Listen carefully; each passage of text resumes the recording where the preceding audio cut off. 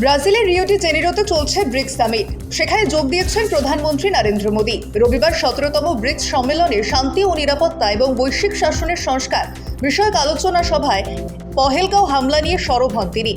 এদিন মোদী বলেন, সন্ত্রাসবাদ মানবতার জন্য ক্ষতিকর।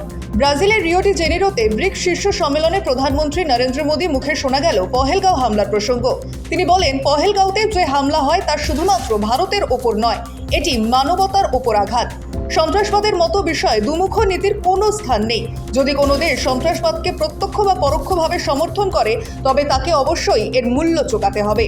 আমরা সন্ত্রাসবাদের শিকার এবং এর সমর্থকদের একই মাপকাঠিতে বিবেচনা করতে পারি না।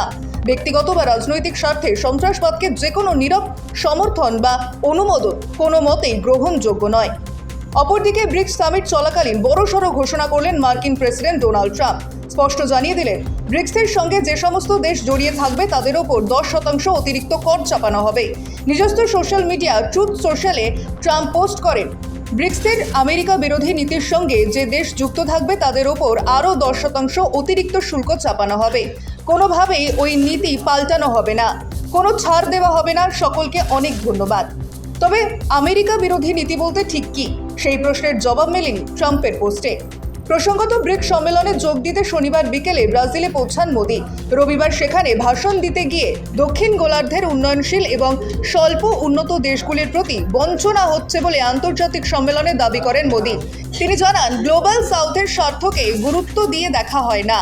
পরে এই নিয়ে সমাজ মাধ্যমে পোস্ট করে মোদী লেখেন, গ্লোবাল সাউথকে ছাড়া আন্তর্জাতিক গোষ্ঠীগুলি যেন এমন একটি মোবাইল ফোন যার সিম আছে কিন্তু নেটওয়ার্ক নেই।